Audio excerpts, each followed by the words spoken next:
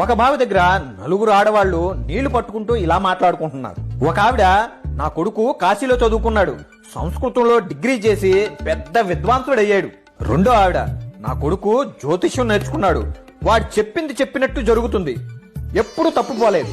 మూడో ఆవిడ, నా కొడుకు పక్కూరులో ఉపాధ్యాయుడిగా చేస్తున్నాడు, అందరినీ ప్రయోజకులు చేస్తున్నాడు. నాలుగో ఆవిడ సైలెంట్ గా ఉంది. మిగతా ముగ్గురు, మరి నీ కొడుకు సంగతి ఏంటి అని అడుగుతారు.